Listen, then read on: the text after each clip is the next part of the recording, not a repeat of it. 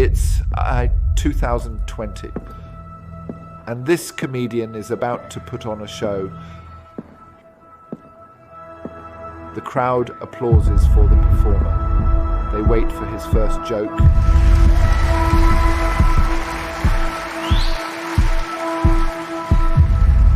Six minutes into the performance, it has already drawn a controversial event.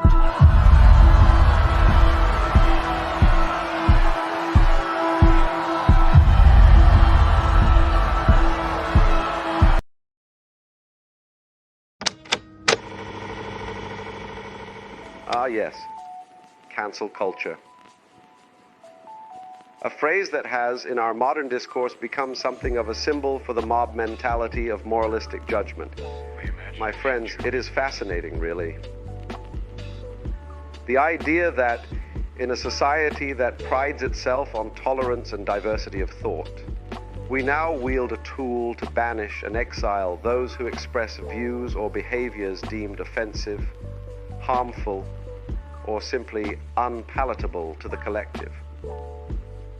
To truly understand cancel culture, we must take a step back, take a deep breath, and reflect on the very nature of judgment. After all, there is something deeply human about the desire to correct wrongdoing. It comes from a place of moral clarity, or so we like to believe. And yet there is something else at play here, something far more primitive and perhaps darker. You see, cancel culture can be understood as the shadow side of a desire for justice. It is justice stripped of its higher virtues and reduced to a sort of tribalism. An instinct to cast out the wrongdoer in order to purify the group. The psychology behind this is not new. In fact, my friends, it goes back to ancient times, to our earliest human ancestors. The tribe always had a need to protect itself from perceived threats, whether those threats came in the form of an external predator or an internal disruptor. Now, in a modern context, these external and internal threats have shifted. What we perceive as dangerous is not the wild beast lurking in the forest, but rather the ideas and behaviors that challenge our collective identity. And that is where cancel culture steps in. It acts as a means to maintain the social cohesion of the group by expelling the offender.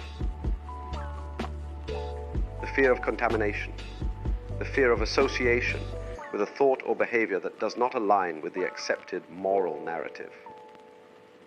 This is a profound driving force behind cancel culture. When we see someone transgress, it triggers an anxiety within us.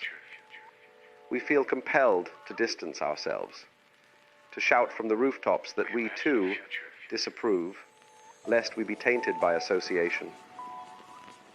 This, I dare say, is not a noble quest for justice, but rather a kind of moral panic. It is a collective nervousness.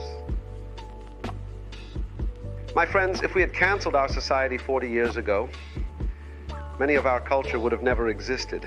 You see, when we cancel someone, we are not just condemning a particular action or statement. We are, in effect, denying their humanity.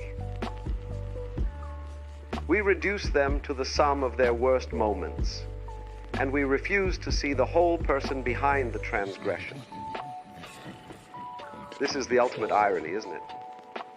That in the name of justice, we end up perpetuating a kind of cruelty. A cruelty that mirrors the very thing we claim to stand against. Now, what are the consequences of this? What are the ripples that spread outward from this act of moral banishment? This is where it gets truly interesting, my friends. For when we engage in the act of cancellation, we create a culture of fear.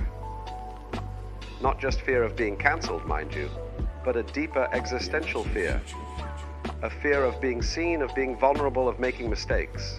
When people fear being cancelled, they begin to self-censor. They retreat into the safety of silence, of inauthenticity. They avoid taking risks, avoid engaging in difficult conversations for fear that they may say the wrong things. And so what we end up with is a society where people are no longer free to express themselves, where the richness and diversity of thought is stifled by the ever-present threat of condemnation. Perhaps the most profound lesson we can learn from all of this is that life is not about perfection. It is about embracing the full spectrum of the human experience. Light and shadow, joy and sorrow, success and failure. And so the question we must ask ourselves is this: do we wish to live in a world where people are canceled for their mistakes? Or do we wish to live in a world where people are given the space to grow, to heal, and to become more conscious, more compassionate versions of themselves?